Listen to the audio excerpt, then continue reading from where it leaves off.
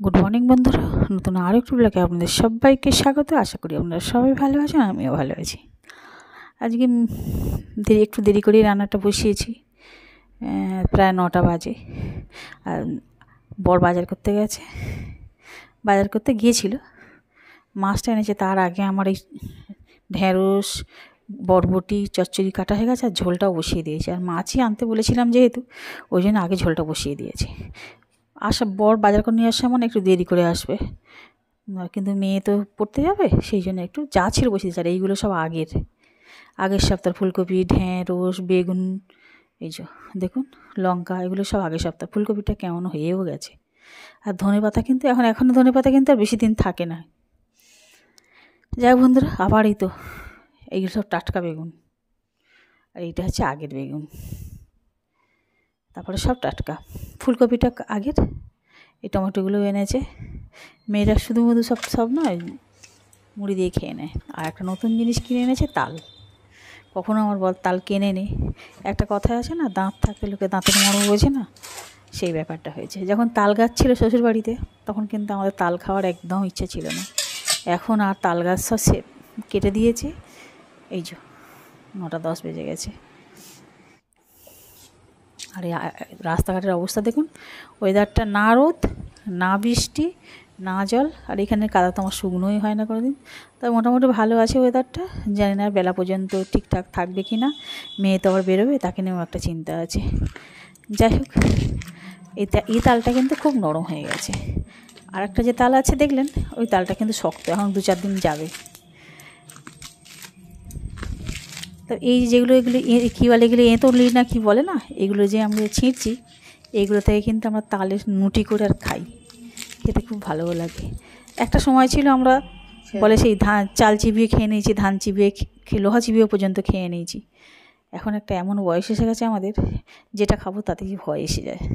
তা তাল খেতে আমাদের একটু ভয়ই পায়, কিন্তু একদম খাওয়া হয়নি বলে মেয়েদের খুব বায়না, মা এখন তাল পুরুলি করা যায় না। তা তাল খাওয়ার সেরকম ব্যবস্থাও নেই। বরকে বলেছিলাম একটা ঝোড়া আনতে। আগে আমরা কি করতাম, মায়েরা তখন বড় বড় ঝোড়া দিয়ে ভালো করে ধুয়ে নিয়ে এরকম থালার ওপরে, যেটা আমি চুবড়ি রেখেছি, ওতে ধোঁয়াটা এটা রাখতো, চুবড়ি না, একটু বড়ো ঝোড়া রাখতো। আর ওই ঝোড়ার মাথায় আমরা বসে থাকতাম, আর মায়েরা একটা করে এই তালের এঁতুলি তৈরি করে আমাদের গালে দিত, আর ঝোড়াটা চাপেও থাকতো। বেশ তাড়াতাড়ি কিন্তু খুব তাল খাওয়া হয়ে যেত। আর আমার পক্ষে এই চুবড়ি করে খাওয়াটা সম্ভব নয়। যা হয় একটুখানি সামান্য একটু খেয়ে নিয়েছি, আর বাকিটা ভাবছি একটু অল্প করে জল দিয়ে চটকে সত্ত্বটা বার করে নেব, নাহলে আর পারা যাচ্ছে না। ওই চুবড়ি দিয়ে এক হাতে ধরে এক হাতে খাওয়া খুব মুশকিল হয়ে যাচ্ছে। বরকে বলেছিলাম একটা ঝোড়া কিনে আনতে, বলছে ঠিক আছে সামনের বৃহস্পতিবার নিয়ে আসবো। তাল কি আর সারা বছরের খাবার, আপনারাই বলুন না। এ তো সিজনের খাবার, এই দুবার একবার খেতে খেতেই সব গাছের তাল পুড়ে একদম শেষ হয়ে যাবে। তাই এটা তো শ্রাবণ মাস, তা শ্রাবণ হিসাব মতো বলে আষাঢ়ের তাল, আষাঢ় মাসেই তালটা পড়ে। কিন্তু এখন সব মানে কলিযুগে সব উল্টো যেহেতু হচ্ছে, এখন আষাঢ় কেন, শ্রাবণ ভাদ্র মাস পর্যন্ত তাল থাকে অনেকের বাড়িতে। বিশেষ করে শ্রাবণ মাসে বড় ঠাকুরের উপোস যারা করে, ওই ঠাকুরকে তাল দিতে হয় না, কাল কেটে যাওয়ার জন্যে, সেই জন্য কিন্তু তালটা কিন্তু থাকে। তো যাই হোক, দুটো এনেছে, একদিনে খাওয়া সম্ভব না, আর একদিন গিয়ে অন্য কিছু করব। তো এই জলটার মধ্যে সব চটকে নিয়েছি, যতটা বাজে, কারণ কাইতে পারছি না, খুব কষ্ট হচ্ছে। তখনকার মায়েরা কত ওই ঝোড়া দিয়ে কতগুলো তাল খেয়ে ফেলতো, যাদের বড় ফ্যামিলি। আমরাই তো তখন কি করতাম, আমাদের শ্বশুরবাড়িতে 18 জন ফ্যামিলি পর্যন্ত আমরা রান্নাবান্না করেছি। 18 জনের কত তাল ফুরুলি করতে হবে বলুন তো। 18 জনের রান্না পর্যন্ত করেছি, তারপরে আলাদা হয়ে গেছি। তা এখন তো আমরা অল্প লোক, 4 জন লোক। ওই যে জুসটা সত্ত্বটা যেটা বের করে চটকে নিয়েছিলাম, ওর মধ্যে তালটা দিয়ে দেবো, আর সেই এর মধ্যেই তো আমাকে সব কিছু দিয়ে তো সেই গুলতে হবে, একটু জল তো দিতে হবে। তা আজকে কিন্তু চালের গুঁড়ো নেই, চালের গুঁড়িটা হলে না দারুণ টেস্ট হয় জানেন। শুধু ময়দা সুজি দিয়ে করব, কিন্তু তার থেকেও যদি একটু চালের গুঁড়ি পড়ে আর একটু যদি নারকেল গুঁড়ো পড়ে, দারুণ খেতে লাগে। এই তো আঞ্জাতেই ময়দা দিয়ে দিলাম, আর এই যে সুজিটাও দিয়ে দিলাম। এবার একটু পরিমাণ মতো চিনি দিলেই ব্যাস। এই যে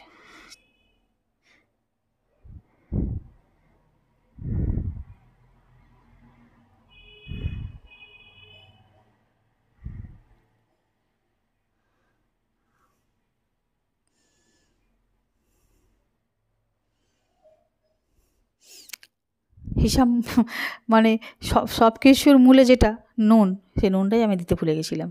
তাই লাস্ট একটু নুন ছড়িয়ে আর একটু ভালো করে ফেটে নেব। আমরা হয়তো সেরকমভাবে ফাটতে পারি না, জায়গাটাও খুব ছোট্ট হয়ে গেছে জানেন তো। আর আমাদের রাত্রিবেলা পিঠে বলুন বা এরকম কোনো জিনিস হলে আমাদের আর রাত্রিবেলা রুটিটা করি না, একটু তরকারি করি আর একটু মুড়িই খেয়ে নিই। কেন এসব খাওয়ার পরে আর রুটি তরকারি এসব আর খেতে ভালো লাগে না। একটু শুকনো মুড়ি, একটু আলু সেদ্ধ হোক বা আলুর তরকারি হোক দিয়ে এটা খাওয়ার পরে ওটা খেয়ে নিলে ব্যাস রাতটুকু কেটে গেল। মোটামুটি ফাটা প্রায় হয়েই এসছে।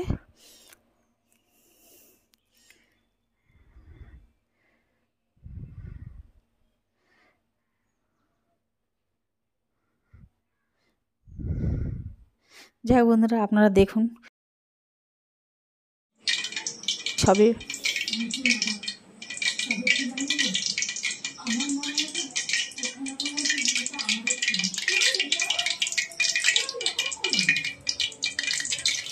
এই প্রথম তাল ফুরলে আমরা খাবো বৎসরে। তাল না কাল লোকে বলি। আমার বাপি না প্রথমে মানে আমার বাপি যখন তখন নেই, যদি মারা গেছে, তবে আমার বাপি কিন্তু কিছুতেই তাল খেতে দিত না, বলতো তাল না ওটা কাল, তাল খাওয়ার দরকার নেই, তালের কিছু করার দরকার নেই। কিন্তু আমাদের মেয়েরা ছোটো ছোটো তোদের বায়না, আজকে তালের ফুরলি করো, আবার বলে রেখেছে তালের ভাজা পিঠে করো, আবার বলে রেখেছে তালের কেক তৈরি করতে হবে, মানে নানান রকমের বায়না। তার এক হাতে আমাকে সব কিছু করতে হয়, তো তাই একটু দেরি হয়ে যায় সব কিছু, জানেন তো। যাই হোক বন্ধুরা, তবে কিন্তু মা কাকিমাদের মতো কিন্তু আমি করতে পারি না। যেটুকুনি না করে খাওয়ালে নয়, সেটুকুনি করে খাওয়াই ওদের। মা কাকিমারা কত সুন্দর তখন তালের ফুরলি করতে, গোল গোল। এগুলোকে দেখে আপনার একবারও মনে হচ্ছে এগুলো গোল গোল হয়েছে? দেখুন। তবে কিছু একটা কম তো পড়েছে বুঝতে পারছি, নেড়ে চেড়ে। কারণ হচ্ছে এই যে সব দেখেছেন গায়ে গায়ে সব আটকে ধরেছে। একে না পারছি উল্টাতে, না পারছি একটার থেকে আর একটা পৃথক করতে, মানে আলাদা করতেও পারছি না। উল্টালে সব একসঙ্গে উল্টাতে হবে, আর হলে সব একসঙ্গেই হবে। জানি না এরা কী ইউনিয়ন করেছে, এদের কিন্তু আমি একটুও ছাড়াতে পারছি না। নিশ্চয়ই কিচ্ছু কম হয়েছে জানেন তো, তা না হলে কিন্তু হবে না। ওই একটু ঠান্ডা করে আস্তে আস্তে ছিঁড়ে ছিঁড়ে সবাইকে আধখানা করতে হবে। যাই হোক, এটা মোটামুটি হয়ে এসছে, দেখতে কিন্তু খুব সুন্দর হয়েছে। খেতে কতটা ভালো হয়েছে না খাওয়া পর্যন্ত আপনাদের জানাতে পারছি না, দেখেছেন। আর এতটা মাখা করতে করতে অনেক টাইম লেগে যায়। এসব দাঁড়িয়ে দাঁড়িয়ে একটায় দাঁড়িয়ে দাঁড়িয়ে না করা খুব মুশকিল। প্রত্যেকটার সঙ্গে আটকে আছে, কী ব্যাপার হয়েছে বুঝতে পারছি না। আমি তারপরে আবার একটুখানি ময়দা একটু মিক্সড করেছি। আমি ভাবছি হয়তো ময়দাটা কম হয়েছে বলে, না কি বুঝতে পারছিলাম না প্রথমটা। তার জন্য আবার আমি ময়দা পাইল করেছি। দেখা যাক এইবারটা কী হয়। যে ময়দা চিনি দিলাম একটুখানি, আমি ভাবছিলাম হয়তো একটু কম হয়েছে, ওই জন্যই হয়তো আটকে ধরছে। কিন্তু এখন দেখতে পাচ্ছি না, ময়দা মিক্সড করার পরেও যেগুলো করলাম সেই একই ব্যাপার। সবাই সবার সঙ্গে একদম এঁটুটির মতো কামড়ে ধরে আছে, কেউ কাউকে ছাড়তে চাইছে না।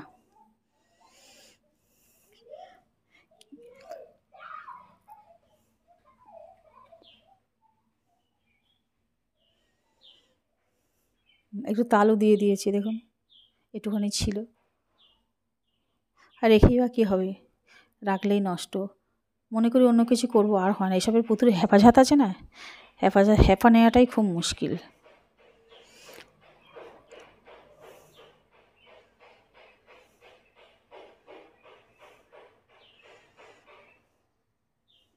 যাই হোক বন্ধুরা, অনেক কাজ সংসার করেছি, কিন্তু এই তাল গুঁড়োতে কখনো যেতে পারিনি। কিন্তু তাল গুঁড়ো না, তাল কাওয়া, এইসবগুলো কখনো করিনি।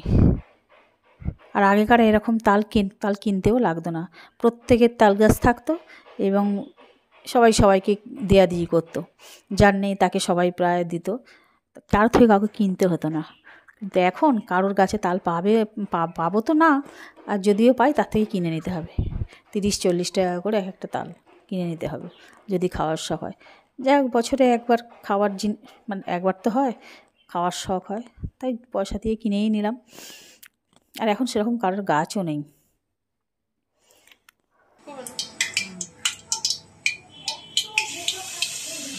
ফুরলি হয়ে গেছে, এবার দুটো ওই এতেই ব্যাটারেই দুটো একটু ভাজা পিঠে করে দেবো, নাহলে আমার মেয়েরা তো শুনবে না।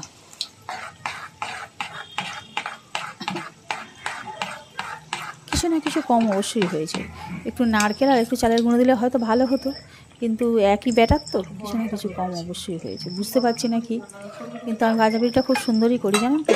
ভাজা পিঠা খেতে খেতে খুব ভালো হয় এবং আমার হাতে ভাজা পিঠা খুব ফুলে ফুলে হয়, খুব সুন্দর হয়। কিন্তু এটা যে কেন এরকম হচ্ছে আমি বুঝতে পারছি না।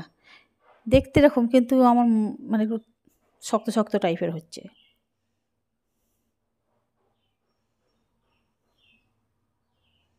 আর এই একা সেই সন্ধ্যা থেকে দাঁড়িয়ে দাঁড়িয়ে একটা একটা করে করা না খুব মুশকিল। তো ফুরুলিটা তালের বড়া, মানে ফুরুলিটা যেটা আমরা তালের ফুরুলি বলি, অনেকে ওটাকে তালের বড়া বলে, ওটা কিন্তু তাড়াতাড়ি তবু হয়ে যায়। কারণ একসঙ্গে অনেক এক কড়া দিয়ে দিলাম, বাবা ঝামেলা চলে গেল। আর এই এই এটা তালের যে আমি ভাজা পিঠা করছি, ভাজা পিঠে বলে ওটাকে, এটা কিন্তু একটা বেশি দেয়া চলে না।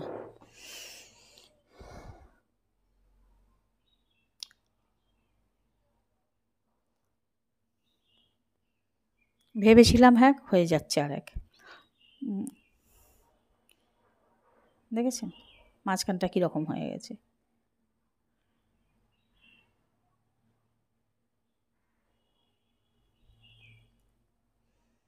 আরও তালের অনেক রেসিপি সব জানা আছে, কিন্তু এই তাল কাওয়াটা খুব মুশকিল। সময় করে বার করে ওই দুপুরবেলা তাল কাওয়ার টাইম, বা যেদিনকে ছুটি থাকে সেদিনকে তাল কাইতে হবে।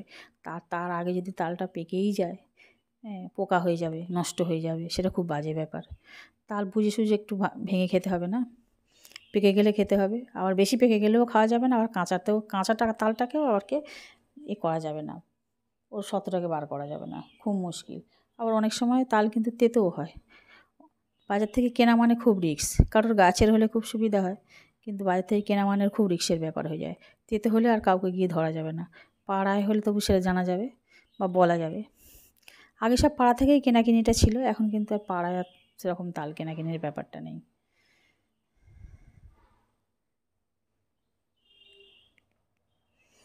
তবে কিন্তু ফুলছে বন্ধুরা, খুব সুন্দর তার, এটা দেখেছেন?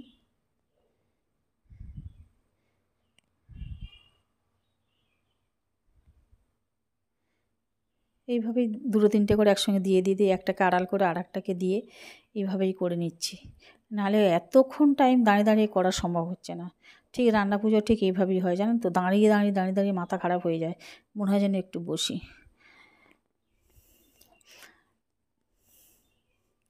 আর তেলটা প্রচুর টানছে, ওর সঙ্গে না তেল প্রচুর উঠে আসছে। যাই হোক বন্ধুরা, ভিডিওটা এখানেই শেষ করছি। যদি আপনাদের ভালো লাগে প্লিজ একটা লাইক কমেন্ট শেয়ার করবেন। দেখা হচ্ছে নতুন কোনো ভিডিওতে। ততক্ষণ আপনারা সুস্থ থাকবেন, স্বাভাবিক থাকবেন, ভালো থাকবেন। আজকের মতো টাটা, বাই বাই।